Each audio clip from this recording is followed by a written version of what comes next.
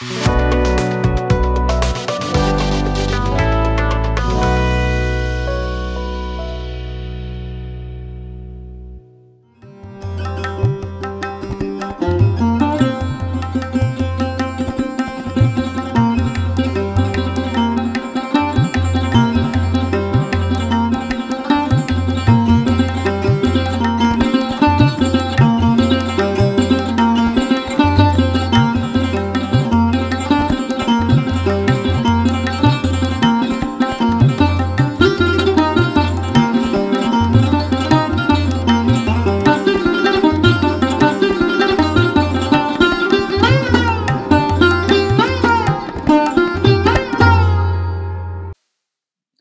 जीशु ख्रीष्ट अति बहुमूल्य नाम संपर्क इंडिया द्वारा प्रस्तुत कार्यक्रम नुआ सकाळ आशार आज अध्याय मुझे स्वागत जनाए।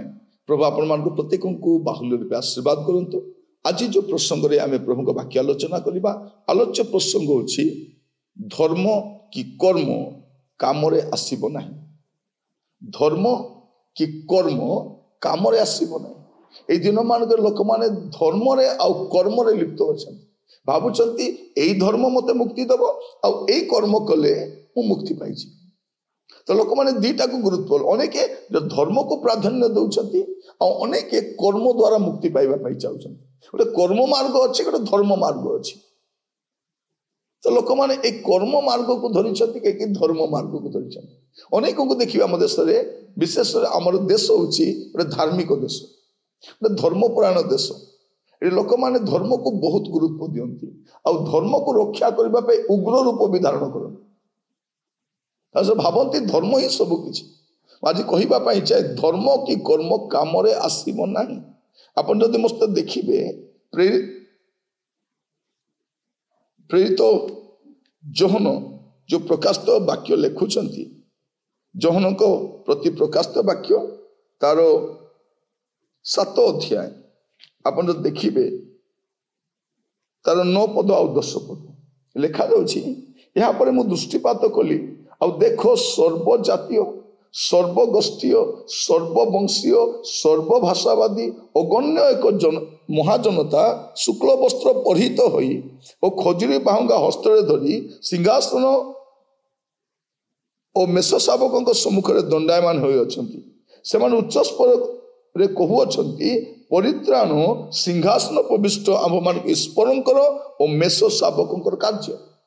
ये आम गोटे विषय देखु ध्यान देवे जदि बाइबल खोली ध्यान देवे लिखा जापर मु दृष्टिपात कली आ देखो सर्वजातीय आपण स्वर्ग रे सबु जातिर लोक सर्वजातीय सर्वगोष्ठीय सर्ववंशीय सर्वभाषावादी ये सर्वधर्मीय लिखाई नहीं।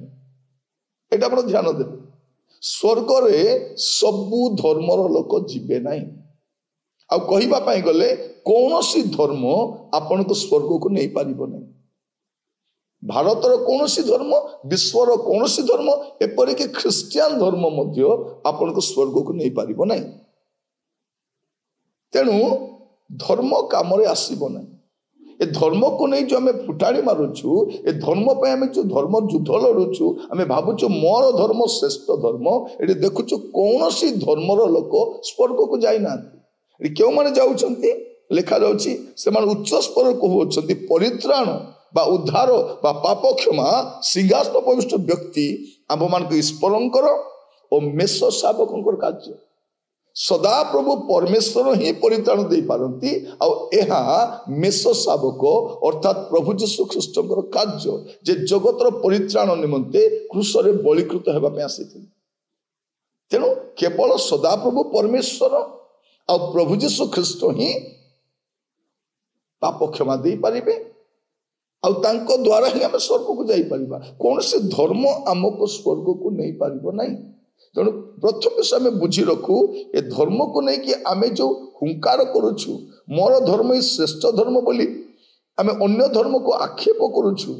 आम बुझी रखू कौन सी धर्म जगतर कौन सी धर्म आम को मुक्ति दे पारिबो नहीं। आ द्वितीय विषय आम जो कर्म को गुरुत्व दौछु कर्म को गुरुत्व दौछु ये कौन लिखा जाउछि एफिसियो 2 पर्व तार 8 पद आउ 9 पद लिखा जाए, कारण अनुग्रह रे विश्वास द्वारा तुम्हें माने परित्राण पाइछ, ताहा तुमको निज ठारू होई नाही, ता ईश्वर को दान क्रियाकर्मर नुहे, जेपरि केही दर्प न करे। प्रिय भाई भणी माने मुक्ति बा उद्धार बा पाप क्षमा क्रियाकर्म द्वारा मिले नहीं, जे कई गर्व करिवो मु एई कार्य करिबा द्वारा परित्राण पाइली, मु सेई कार्य करिबा द्वारा परित्राण पाइली, मु सेईठी की जिबा द्वारा परित्राण पाइली, आ मते सेईठी गलार मुक्ति मिलिला, आ से मते मुक्ति दे देबे। क्रियाकर्म रे नहीं।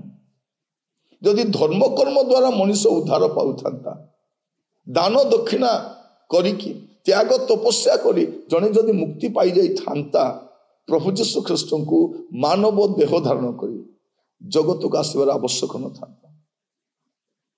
कारण कौन सी क्रियाकर्म द्वारा मुक्ति मिले नहीं।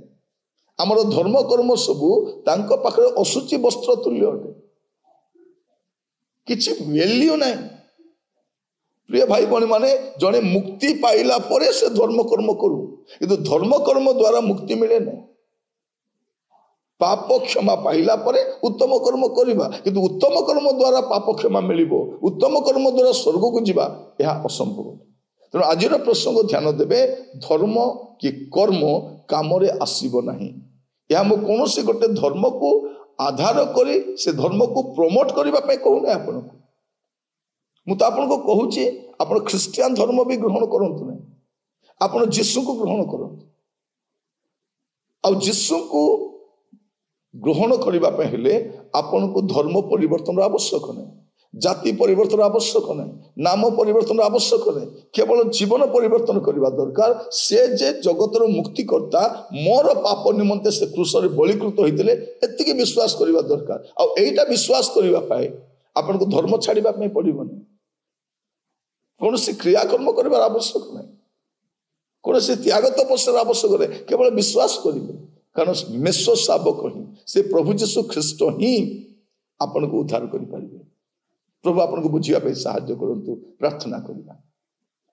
अनुग्रहकारी पिता परमेश्वर में आपन को पाखक आसुछु, अनेके भाबुचंती धर्म द्वारा मुक्ति मिले, कर्म द्वारा मुक्ति मिले, किंतु आपन शास्त्र कहिसंती ना धर्म द्वारा ना कर्म द्वारा। धन्यवाद दोछि बुझिया पे सहायता करथिबार। आज सकल चिंतार भार आपन गस्त रखिलु, आपन को दया गुण कहि नियंतु। एबे पर्यंत कढ़े आनिबा परमेश्वर आगक मध्य आपण ही कढ़े नेबे। आदर महिमा गौरव आपण को दे प्रार्थना मोर प्राणर प्रिय यीशु को नाम रे मांगिली, आमीन। प्रभु आपण मान को प्रत्येक को बाहुल्य आशीर्वाद करंतु। प्रभु अनुग्रह कर आसंता काली नुआ अध्याय जड़ित हेबा। विदाय दियंतु। नमस्कार।